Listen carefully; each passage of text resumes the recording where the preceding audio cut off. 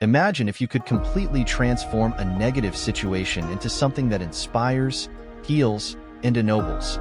Imagine a person who, instead of reacting with anger, chooses to respond with kindness. It sounds almost impossible, doesn't it?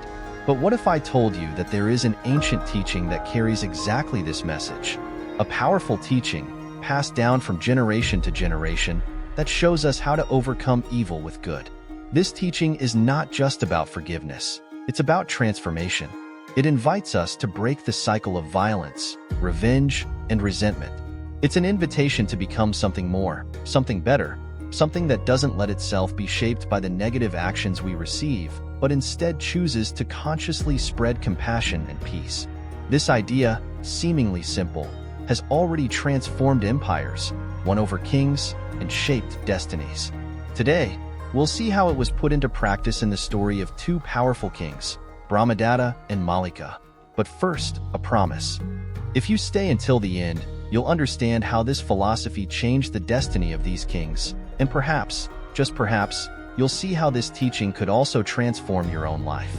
Our story begins in the kingdom of Benares, where a prince is born carrying a calm and serene nature. From an early age, Brahmadatta seemed guided by something beyond royalty. A glow in his eyes revealed an understanding of the world that surprised everyone around him. Unlike other young royals, he was not only interested in mastering the arts of war and command. Instead, he was captivated by the stories of the people, the teachings of wise men, and the need to care for those around him. As he grew, Brahmadatta became known for the deep empathy he felt for people. He was the kind of young prince who, upon seeing someone suffering, didn't hesitate to stop whatever he was doing to listen.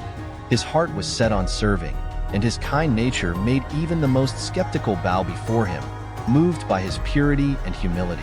When the time came to take the throne after his father's death, Brahmadatta knew he would rule differently. He saw the position of king as a call to responsibility, not a privilege. And so, his reign began to stand out for a sense of justice and righteousness that was unparalleled. He applied laws wisely and was guided, above all, by a desire to bring peace to his people. Brahmadatta knew that a true leader is one who silently inspires others to become better. And that's exactly what he did, ruling with an open heart, where the sharpest weapons were kindness and compassion. As time passed, something extraordinary began to happen in Brahmadatta's kingdom. The courts, once full of disputes and grievances, became silent. Ministers gathered daily, ready to hear cases and resolve conflicts, but no one came.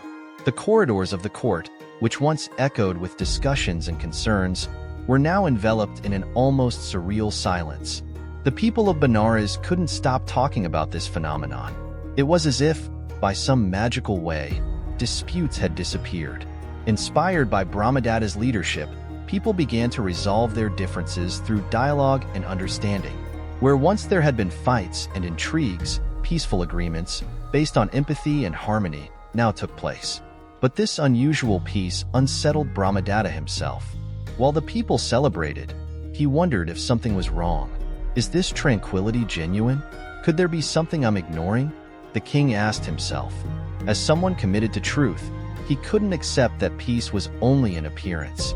Determined to find answers, Brahmadatta set off on a journey through the kingdom.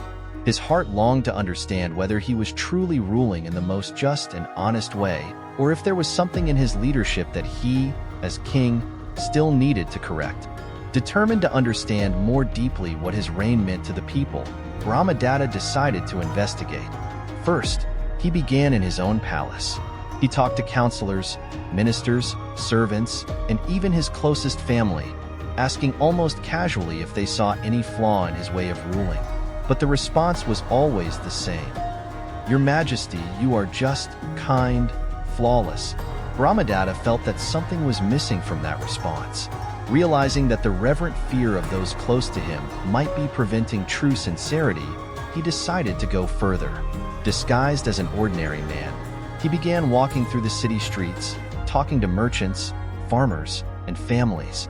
In every corner, he asked how they felt under his rule and if there was anything they could suggest. Again, the responses were full of gratitude and admiration for the peace he had brought. It's strange, he thought, How can there be no one with even a single criticism or suggestion? Still unsatisfied, Brahmadatta expanded his journey. He decided to visit distant villages where he was merely a distant figure, almost mythical.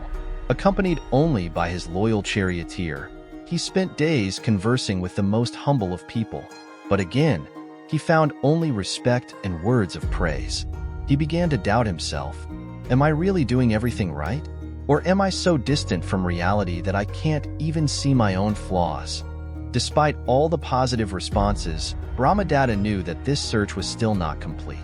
And unknowingly, he was about to find the answer in an encounter that would change his destiny. On an isolated road, surrounded by silence and vast fields, Brahmadatta was on his way back to the city. His search had been long and exhausting, but he still had no answers. But at that very moment, a chariot was coming toward him, along the same narrow trail in the opposite direction. When they finally met, the two chariots stopped, for the road was too narrow for both to pass.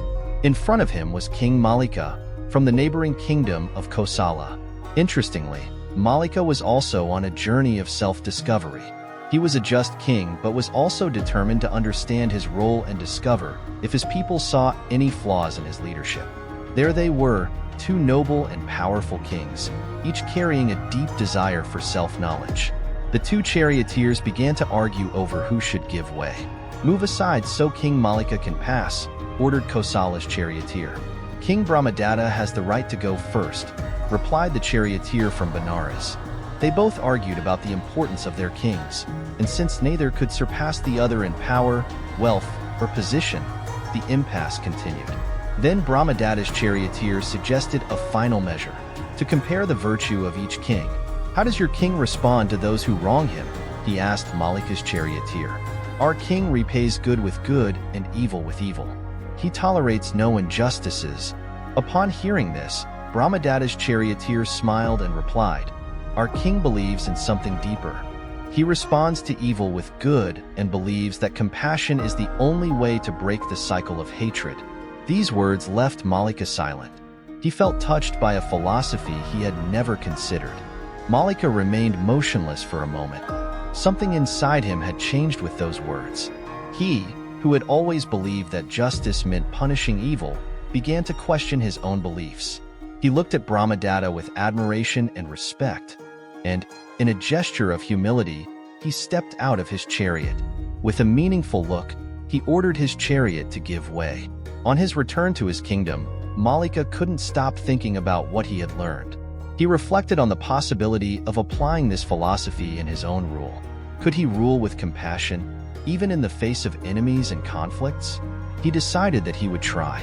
When he arrived in Kosala, he began making subtle changes to his way of governing. Instead of seeking revenge or harsh punishment, he began to listen, to consider, and to try to understand the origin of people's errors. And each act of compassion made his heart feel lighter. Mallika's transformation was not immediate, but little by little, his reign began to reflect a new philosophy. Where there had once been harshness, there was now room for dialogue and redemption. Mallika began to listen to the cases brought to court with an open heart, seeking solutions that not only punished but also helped people correct their mistakes. This change inspired everyone around him. First, the counselors began to act more compassionately. Then, the people of Kosala themselves began to resolve their disputes with more patience and kindness. Mallika had come to understand that his strength did not lie in imposing, but in understanding others and guiding them with compassion. Mallika now ruled in a way he had never imagined possible. And with each act of understanding, he silently thanked Brahmadatta for showing him a path where kindness was the true strength. Brahmadatta and Mallika continued their reigns, each guided by a light of compassion and kindness.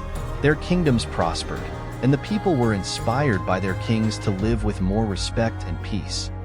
When the time came for both kings to pass on, it is said that their souls moved on to higher realms, where they would continue their spiritual journey. But what they left on earth was even more significant. Their stories, retold from generation to generation, were not just legends but living teachings. Each time someone heard about Brahmadatta and Mallika, they understood that true strength lies in breaking the cycle of hatred with love, And to this day, the two kings are remembered as examples of an eternal truth, that the most transformative power does not come from the sword, but from the ability to overcome evil with good and transform the world through kindness. Thanks for watching. Don't forget to hit the like button, subscribe to the channel, and turn on notifications. Share with your friends, and leave your comments below about what you thought of this story. We always bring inspiring stories with teachings for modern life.